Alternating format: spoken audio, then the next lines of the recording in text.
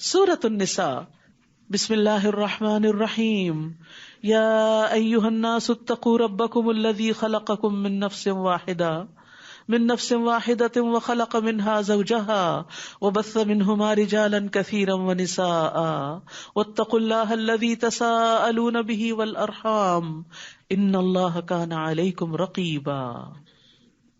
سورۃ النساء عورتوں سے متعلق سورت ہے۔ قرآن مجید میں کوئی سورت الرجال نہیں، مردوں کے نام کی کوئی سورت نہیں۔ جہاں تک مومنون وغیرہ کا تعلق ہے تو اس میں مرد عورتیں سبھی شامل ہیں۔ اے لوگو ڈرو اپنے رب سے جس نے تمہیں ایک جان سے پیدا کیا، یعنی آدم علیہ السلام سے، اور اسی سے اس کا جوڑا بنایا، یعنی حوا کو انہی سے پیدا کیا، اور ان دونوں سے بہت سے مرد اور عورتیں دنیا میں پھیلا دیے۔ آبادی بڑھتی چلی جا رہی ہے پلانٹ، اور یہ سب آدم کی اولاد ہیں۔ اور اللہ سے ڈرو جس کے واسطے سے تم ایک دوسرے سے سوال کرتے ہو، اپنے حقوق مانگتے ہو، اور رشتوں کو کاٹنے سے بھی ڈرو، بے شک اللہ تم پر نگران ہے۔ تو یاد رکھیے اپنے اوپر رب کا تقوی لازم کر لینا چاہیے۔ تقوی ہر کام کی بنیاد ہے۔ آپ صلی اللہ علیہ وسلم نے ابو سعید خدری سے کہا تھا، میں تجھے اللہ سے تقوی کی وصیت کرتا ہوں کیونکہ وہ ہر نیکی کی جڑ ہے۔ تقوی ہوگا تو عورتوں کے حقوق بھی ملیں گے، تقوی ہوگا تو یتیموں کے حقوق بھی ملیں گے، کمزوروں کے حقوق بھی ملیں گے، تمام انسانوں کے ساتھ خیر خواہی کی جائے گی۔ وَآتُوا الْيَتَامَىٰ أَمْوَالَهُمْ، اور یتیموں کے مال ان کے حوالے کر دو، یعنی جب وہ بالغ ہو جائیں، اور تم اپنے ناپاک مال کو ان کے عمدہ مال سے تبدیل نہ کرو، یعنی اپنا گھٹیا مال ان کے اچھے مال سے مت بدل لو، یعنی ان کو وراثت میں جو کچھ ملا ہے اگر تم اس کے ذمہ دار ہو، یعنی اس کی حفاظت کر رہے ہو، تو یہ نہیں کہ اپنی خراب چیزیں ان کے مال میں رکھ دو اور ان کی اچھی چیزیں اپنے مال میں بدلے میں رکھ لو، اور نہ ان کے مال کو اپنے مال کے ساتھ ملا کے کھا جاؤ کہ پتہ ہی نہ چلے کسی کو۔ یقیناً یہ بہت بڑا گناہ ہے، اور اس سے کون بچے گا کہ یتیم کا مال نہ کھائے اور اس کی حفاظت کرے، جب تک بڑا ہو جائے پھر اس کے حوالے کرے، وہی جس کے اندر تقویٰ ہے، جو اللہ سے ڈرتا ہے۔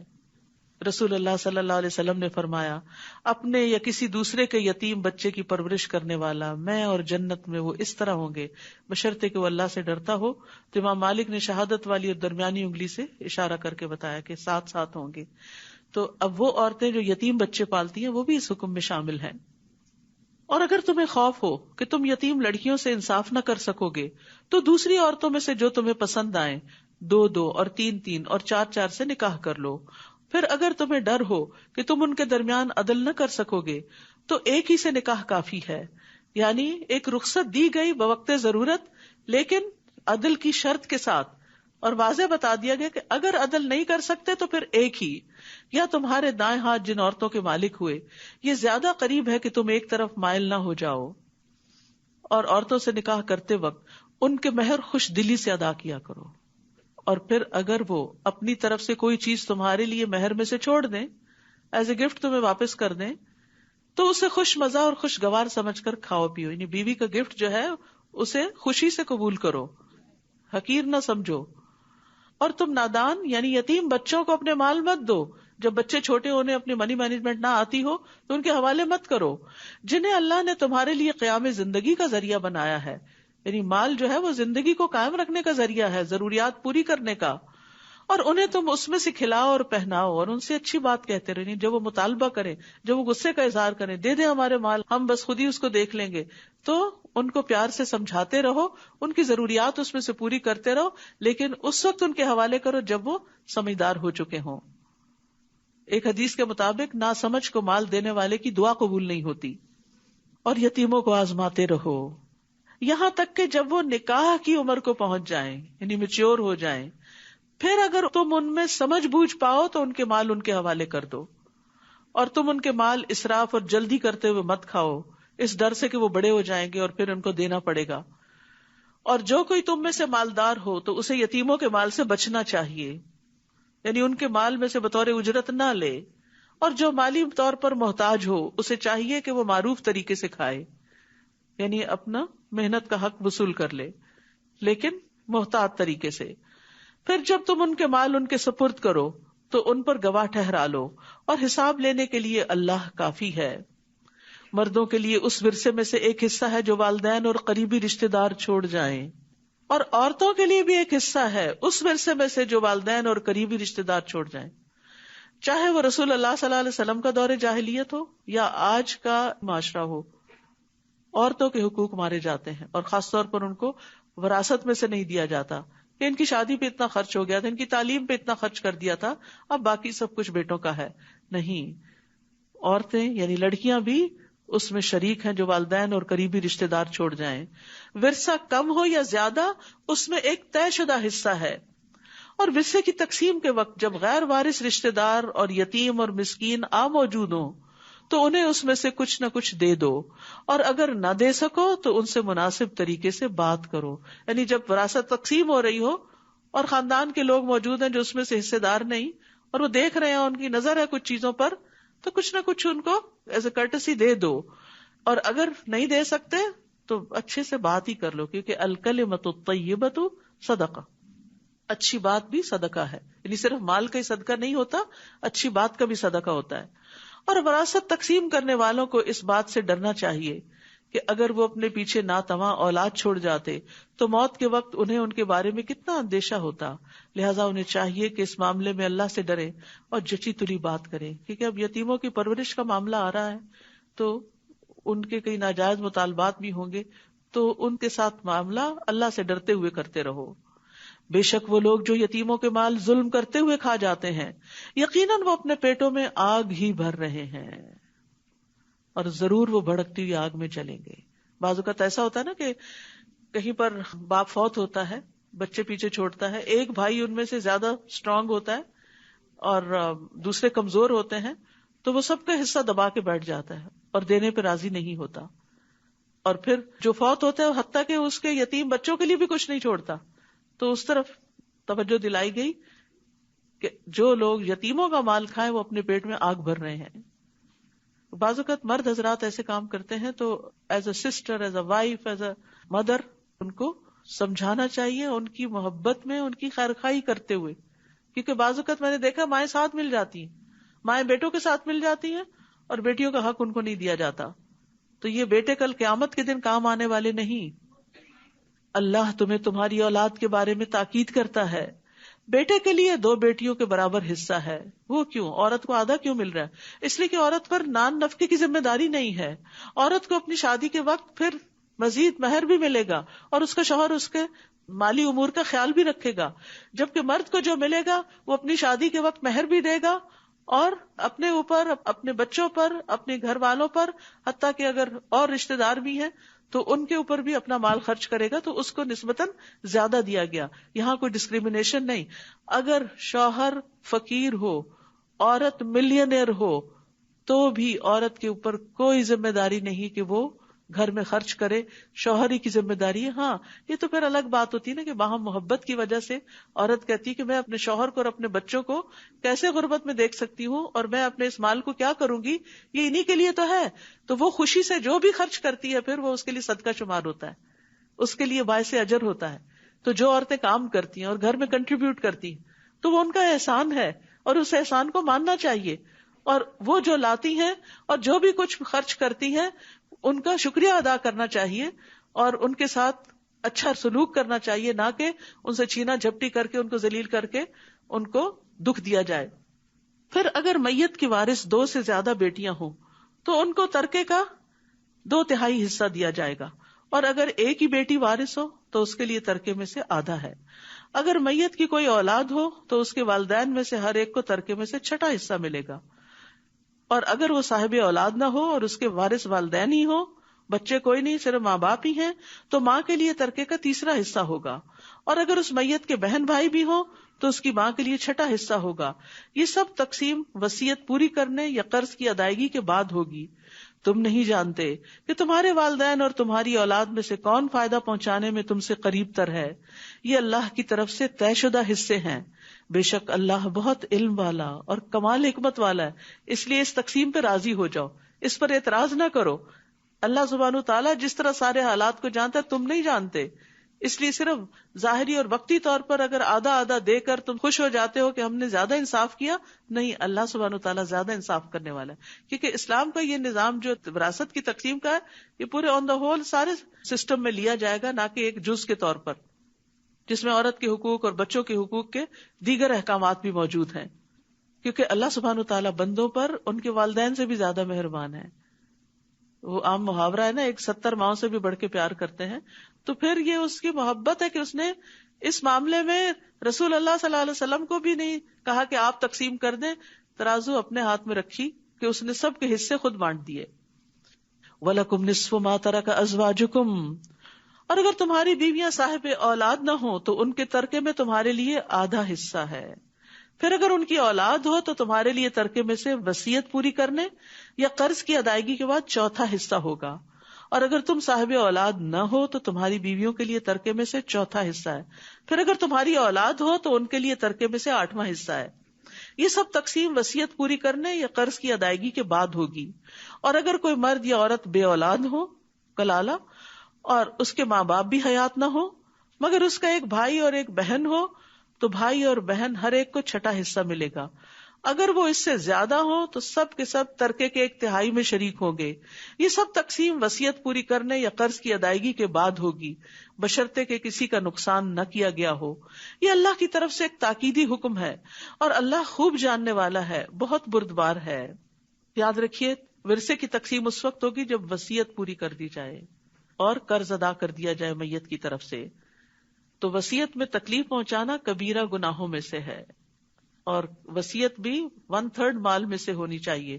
کسی وارث کے لیے وصیت نہیں ہو سکتی، 1/3 سے زیادہ میں وصیت نہیں ہو سکتی. وارث اگرچہ غنی ہو لیکن پھر بھی 1/3 سے زیادہ وصیت درست نہیں. تلک حدود اللہ، یہ اللہ کی حدود ہیں. اور جو کوئی اللہ اور اس کے رسول کی اطاعت کرے گا وہ اسے ایسے باغات میں داخل کرے گا جن کے نیچے سے نہریں بہہ رہی ہیں، وہ ان میں ہمیشہ رہنے والے ہیں. اور یہ بہت بڑی کامیابی ہے. یہ ہے اصل کامیابی کہ ہمیشہ کی کامیابی. عارضی کامیابی سے انسان خوش ہوتا ہے لیکن عارضی ہی ہوتی ہے. اور جو کوئی اللہ اور اس کے رسول کی نافرمانی کرے گا اور اس کی حدود سے تجاوز کرے گا، یعنی جو کام انہوں نے نہیں کیا وہ ان سے آگے بڑھ کے خود ایجاد کر لے دین میں، وہ اسے آگ میں داخل کرے گا جس میں وہ ہمیشہ رہنے والا ہے اور اس کے لیے ذلیل کرنے والا عذاب ہے. اور تمہاری عورتوں میں سے جو بے حیائی کا ارتکاب کرے، یعنی زنا کا، تو ان کے اس جرم پر اپنے مردوں میں سے 4 گواہ طلب کرو. یعنی ایسے نہیں کہ کوئی بھی الزام لگا دے تو پکڑ لو، پھر اگر وہ گواہی دے دیں تو سزا کے طور پر ان عورتوں کو گھروں میں روک رکھو، کیونکہ یہ خرابی باہر جانے سے ہوئی تو پھر باہر نہ جانے دو یہاں تک کہ موت انہیں آ لے یا اللہ ان کے لیے کوئی اور راستہ بنا دے. یہاں پر زنا کے لیے لفظ فاحشہ استعمال ہوا کیونکہ اس کی برائی کھلی برائی ہے. اور تم میں سے جو 2 مرد اس برائی کا ارتکاب کرے تو ان دونوں کو ایذا دو، پھر اگر وہ دونوں توبہ کر لیں اور اصلاح کر لیں تو ان سے اعراض برتو. بے شک اللہ بہت توبہ قبول کرنے والا، نہایت رحم کرنے والا ہے. کیونکہ مردوں کو تو گھر میں رکھنے کا فائدہ نہیں، کیونکہ ان کا تو دائرہ کار ہی باہر ہے. انما التوبۃ علی اللہ للذین یعملون السوء بجہالہ، بے شک اللہ کے ذمے ان لوگوں کی توبہ قبول کرنا ہے جو جہالت سے برائی کا ارتکاب کرتے ہیں پھر جلد ہی توبہ کر لیتے ہیں. تو یہی وہ لوگ ہیں جن پر اللہ مہربان ہوتا ہے، اور اللہ بہت علم والا، بہت حکمت والا ہے. تو جہالت کیا ہوتی ہے؟ کہ انسان انجام سے غافل ہو کے، بے خبر ہو کے غلط کام کرے، اللہ کی ناراضگی کا کام کرے، اسے یہ پتہ ہی نہ ہو کہ اس غلط کام پر عذاب بھی لازم ہوتا ہے. پھر یہ کہ انسان اس بات سے غافل ہو جائے کہ اللہ دیکھ رہا ہے، اس کی نگرانی کر رہا ہے، یا اس بات سے غافل ہو جائے یا بھول جائے کہ اس غلط کام کے نتیجے میں اس کا ایمان کم ہو جائے گا یا بالکل ہی ختم ہو جائے گا. جیسے زنا کرتا ہے جب انسان تو اس کا ایمان اس کے اندر سے نکل جاتا ہے. اور ان لوگوں کے لیے توبہ قبول نہیں ہوتی جو برے عمل کرتے رہتے ہیں یہاں تک کہ جب ان میں سے کسی ایک کو موت آتی ہے وہ اس وقت کہتا ہے بے شک میں اب توبہ کرتا ہوں. اور نہ ہی توبہ ان لوگوں کے لیے ہے جو کفر کی حالت میں مر جاتے ہیں. یہی لوگ ہیں جن کے لیے ہم نے دردناک عذاب تیار کر رکھا ہے. تو یاد رکھیے، جو توبہ نہیں کرتا وہ معاف نہیں کیا جاتا. اور موت کے وقت جب نزع کی کیفیت طاری ہو جائے، موت کے فرشتے نظر آنے لگے، سانس گلے میں اٹک جائے، اس وقت بھی توبہ قبول نہیں ہوتی. ہاں، اس سے پہلے بیماری میں کوئی توبہ کرے تو توبہ ہو جائے گی. پھر سورج کے مغرب سے طلوع ہونے کے بعد توبہ قبول نہیں ہوگی. پھر فرمایا یا ایھا الذین آمنو، اے لوگو جو ایمان لائے ہو، تمہارے لیے حلال نہیں کہ تم زبردستی بیوہ عورتوں کے وارث بن بیٹھو. دور جاہلیت میں یہ تھا کہ جب شوہر فوت ہوتا تو عورت کو اسی گھر میں رہنا ہوتا ہمیشہ کے لیے، اس کو چھوڑتے نہیں تھے. کبھی اسے بیٹے اس سے شادی کر لیتے، کبھی اور اپنی مرضی سے، لیکن اس کو جانے نہیں دیتے تھے. تو اس سے منع کیا گیا. اور نہ ہی یہ حلال ہے کہ ناپسند ہونے کے باوجود انہیں اس لیے روک رکھو کہ تم نے انہیں جو مہر دیا ہے اس کا کچھ حصہ واپس لے لو، کہ وہ کھلا لے اور تمہیں مہر نہ دینا پڑے، سوائے اس کے کہ وہ کھلی بے حیائی کا ارتکاب کرے، اور ان کے ساتھ بھلے طریقے سے گزر بسر کرو. پھر اگر تم انہیں ناپسند کرو تو ہو سکتا ہے کہ ایک چیز تمہیں ناپسند ہو، اور اللہ اسی میں بہت سی بھلائی ڈال دے. تو یہاں پر عورتوں کو اچھے طریقے سے رکھنے کا حکم دیا گیا ہے. وَعَاشِرُوهُنَّ بِالْمَعْرُوفِ. اور اگر تمہیں بیوی کی کوئی عادت پسند نہیں بھی تو ہو سکتا ہے کہ ایک چیز تم ناپسند کرو اور اللہ سبحانہ وتعالیٰ اسی میں سے خیر نکال دے. یعنی یہ خاص کانٹیکس میں یہ آیت نازل ہوئی ہے، لیکن زندگی میں بہت سی چیزیں ہوتی ہیں. کبھی کوئی بات پسند نہیں آتی، کبھی کوئی فیصلہ پسند نہیں آتا، کبھی کوئی سفر پسند نہیں آتا، کبھی کوئی شادی کے بعد ہسبینڈ یا وائف میں سے دونوں ایک دوسرے کے لیے بوجھل ہو جاتے ہیں، کبھی سسرال والے پسند نہیں آتے، کبھی کوئی خریدی ہوئی چیز، کوئی پراپرٹی پسند نہیں آتی. کتنی ہی چیزیں ہیں جو انسان کو ناپسند ہو سکتی. تو ایسا نہیں کہ انسان اس ناپسند کو اپنے اوپر مسلط کر لے، اس کو ٹھیک کرنے کی کوشش کرے، اس میں تبدیلی کی کوشش کرے. لیکن کچھ چیزیں تبدیل ہو کے نہیں دیتی. آپ نے گھر خرید لیا، اب اس میں کچھ بنیادی نقص ہیں، اب آپ اوپر سے ٹھیک کرتے رہتے ہیں لیکن ہر دوسرے دن اسی مشکل میں پڑے رہتے ہیں، الا یہ کہ آپ بہت بڑا خرچہ کریں اور ریکنسٹرکٹ کریں اس کو. تو اسی طرح کئی چیزیں ایسی ہوتی ہیں کہ جس میں انسان کو اس کی اصلاح کے لیے بہت بڑی ایفرٹ چاہیے ہوتی ہے، لیکن وہ نہیں کر پاتا، تو پھر اس پہ صبر کر جائے اور اس کی خیر دیکھے. کیونکہ بعض لوگ آپ کی زندگی میں بڑے ڈیفیکلٹ ہوتے ہیں، تو یہ ڈیفیکلٹ لوگ بھی دراصل آپ کو اپنی اوقات یاد دلاتے ہیں. وہ بھی آپ کو یہ بتاتے ہیں کہ آپ کون ہیں اور کتنے پانی میں ہیں. یا پھر یہ ہے کہ انسان اپنی غلطیوں کو یاد کرنے لگتا ہے. مثلا بچوں میں سے کوئی بہت ستاتا ہے تو انسان اپنے بچپن کی زیادتیاں یاد کرنا شروع کر دیتا ہے، پھر اپنی توبہ کرتا ہے، پھر والدین سے معافی مانگتا ہے، پھر ان سے حسن سلوک کرتا ہے. وہ فوت ہو چکے ہیں ان کے لیے صدقہ خیرات کرتا ہے کہ یار اب ہم نے اپنے ماں باپ کے ساتھ انجانے میں، جہالت میں، ناسمجھی میں زیادتیاں کی، اب ہماری اولاد ہمیں ناکو چنے چبا رہی ہے، یا اللہ ان کو ہدایت دے دے، ہمارے ان گناہوں کو معاف کر دے جن کی سزا ایک طرح سے ہمارے سامنے ہے، تاکہ دنیا میں ہی صفائی ہو جائے. تو بہرحال یہاں جس خاص کانٹیکس میں آیت ہے وہ شوہروں کو حکم ہے کہ وہ بیویوں کو اچھے طریقے سے رکھیں، ان کا حق مہر دیں، ان کا نان نفقہ دیں، ان کے سامنے بغیر کسی غلطی کے خواہ مخواہ منہ بسور کے نہ رکھیں، باتوں میں اپنائیت اختیار کریں، سختی نہ کریں، تند خو نہ ہو، اور اپنی بیوی کے علاوہ کسی اور عورت کی طرف رجحان نہ کریں. یعنی اپنی بیوی کو چیٹ نہ کریں، کیونکہ عورت کے لیے سب سے زیادہ تکلیف دہ یہ بات ہو جاتی ہے، اس کو اپنا زیور، کپڑا، کھانا، گھر، اولاد، ہر چیز بھول جاتی ہے جب اس کا شوہر اس کو چھوڑ کر کسی اور کی طرف متوجہ ہو جاتا ہے، کوئی اور زیادہ اس کی زندگی میں امپورٹنٹ ہو جاتا ہے. تو اس لیے اچھے سلوک میں یہ بھی ہے کہ وہ اپنی بیوی کے ساتھ فیتھ فل رہے، خود کھائے تو اسے بھی کھلائے، خود پہنے تو اسے بھی پہنائے، چہرے پہ نہ مارے، گالی نہ دے، کبھی الگ کرنے کی ضرورت ہو تو اپنے گھر سے نہ نکالے. رسول اللہ صلی اللہ علیہ وسلم نے فرمایا، ایمان کے لحاظ سے کامل مومن وہ ہے جو اخلاق میں سب سے اچھا ہے، اور تم میں سے بہتر وہ شخص ہے جو اپنی بیویوں کے لیے اخلاقی لحاظ سے بہتر ہے. اور اگر تم ایک بیوی کو بدل کر اس کی جگہ دوسری بیوی لانے کا ارادہ کر لو، بعض اوقات نہیں بنتی تو تبدیلی کی ضرورت پیش آ جاتی، تو ہمارا دین فلیکسیبل ہے کہ جینوئن ریزنز میں روک کے ہی مت رکھو اور زیادتیاں مت کرتے رکھو، پھر اس کو فارغ کرو تو پھر دوسری دفعہ گھر بسا لو. اور تم نے ان میں سے ایک کو ڈھیروں مال دے رکھا ہے، یعنی جس کو رخصت کر رہے ہو اس کو لاکھوں دیے ہوئے ہیں، تو اس میں سے کچھ بھی واپس نہ لو. ہیروں کی انگوٹھیاں واپس نہیں لینی، اب وہ اسی کے ساتھ جائیں گی. کیا تم بہتان لگا کر اور کھلے گناہ سے دیا ہوا مال واپس لوگے، یعنی اس پہ الزام لگا کے اس سے مال لوگے؟ اور تم اس مہر کو یا مال کو، یہ تحفے تحائف کو کیسے واپس لے سکتے ہو، حالانکہ تم میں سے بعض سے صحبت کر چکا، یعنی جسمانی تعلق قائم ہوا، انٹیمیسی ہوئی، محبت پیار ہوا، اور وہ عورتیں تم سے پختہ عہد لے چکی. اور تم ان عورتوں سے نکاح نہ کرو جن سے تمہارے باپ نکاح کر چکے ہوں. باپ کی بیوی سے نکاح حرام ہے سوائے اس کے جو پہلے گزر چکا دور جاہلیت میں. یہ ایک بے حیائی کا کام اور قابل نفرت عمل ہے اور بہت ہی برا راستہ ہے. اس دور کے معاشرے کی جو خرابیاں تھیں ان کی اصلاح کی جا رہی ہے اور مزید بھی محرمات کا ذکر کیا جا رہا ہے. حرمت علیکم امہاتکم، اور کون سی عورتیں ہیں جن سے نکاح حرام ہے؟ تم پر حرام کر دی گئیں تمہاری مائیں، تمہاری بیٹیاں، تمہاری بہنیں، تمہاری پھپھیاں، تمہاری خالائیں، تمہارے بھائیوں کی بیٹیاں، تمہارے بہنوں کی بیٹیاں، تمہاری وہ مائیں جنہوں نے تمہیں دودھ پلایا ہو، تمہاری رضائی بہنیں، تمہاری بیویوں کی مائیں، تمہاری وہ بیٹیاں جو تمہارے زیر پرورش ہیں، تمہاری ان بیویوں میں سے جن سے تم دخول کر چکے ہو. پھر اگر تم نے ان سے دخول نہیں کیا تو تم پر کوئی گناہ نہیں کہ تم ان کی بیٹیوں سے نکاح کر لو.